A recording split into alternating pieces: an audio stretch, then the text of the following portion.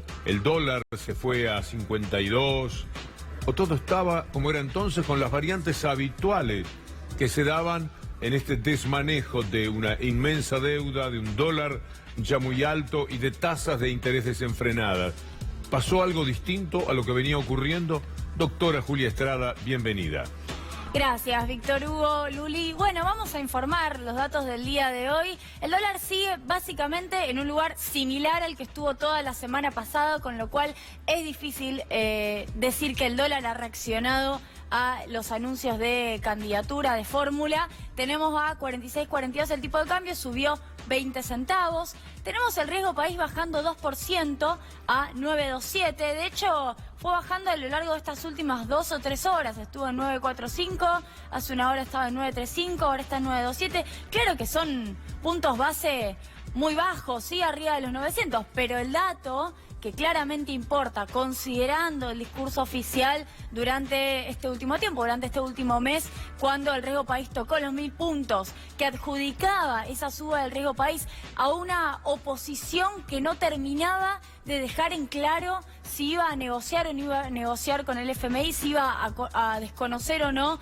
el endeudamiento externo. Decía que el riesgo país tenía que ver con eso y finalmente se confirmó una fórmula en donde la mandataria a la cual se la responsabilizaba de eso, que es Cristina Fernández de Kirchner, integra esa fórmula y sin embargo el riesgo país está en 2% abajo. Es verdaderamente todo un dato. Y tenemos un tercer dato que también es relevante, ahora sí nos metemos en la economía real, porque es de Camesa, que tiene que ver con la controladora de la demanda eléctrica nacional, que indica, esto es interesante porque son datos claramente oficiales, no son medidos por consultoras privadas, que la demanda eléctrica en abril cayó 8%. Es la demanda además de grandes usuarios en promedio. Si te vas solamente a la demanda eléctrica, es decir, la demanda de luz de las pequeñas industrias y los pequeños comercios, estás hablando de 9,5% de caída en términos interanuales.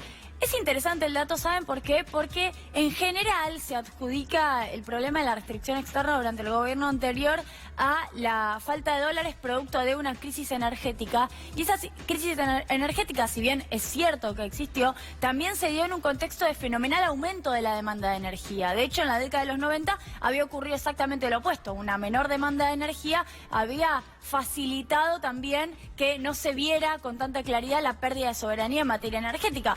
Ahora lo que tenemos es pérdida total de soberanía en materia energética, pero no se visualiza una crisis en materia de demanda porque lo que tenés es caída de demanda de energía. Y es interesante revisar eso porque claramente Argentina tiene que seguir resolviendo el problema de la soberanía energética en un contexto donde crezca la demanda. En este contexto la demanda sigue cayendo. Habrá que soportar que en algún momento digan que hay más energía dando vueltas, que hay más posibilidades. Y es porque no se gasta. Y no se gasta porque no hay trabajo. Porque las máquinas están paradas, un altísimo porcentaje de las mismas. Entonces el ruido de las fábricas ha cesado. Ya no tenemos esa molestia, podría decir alguien que se ha fastidiado alguna vez con el sonido de la fábrica al lado. Y por eso la demanda eléctrica ha caído a estos niveles. Julia, ¿estuviste por la ciudad de Rosario este fin de semana? Así es, estuve por la ciudad de Rosario. ¿El fin de semana que viene no vas? El fin de semana que viene es mi cumpleaños, así que creo que voy. Muy bien. Tengo Bueno, seguidilla. el día domingo, a las 6 de la tarde en el Museo Castañino, hay un... Ese día es mi cumpleaños. Un concierto, no te puedo creer, Sí. mirá qué casualidad. Ezequiel Diz es un Messi más de Rosario, compositor, yo lo conozco de 16, 17 años, un verdadero monstruo que en Europa es muy, pero muy requerido. Estaré en una obra, tocan Mendelssohn y Ezequiel Diz, este domingo en el Castañino, así que, bueno, en tanto rosarino, vos que vas a ser intendenta, tenés que ir conociendo las cuestiones culturales que se dan por allí. Y aparte cumple 30.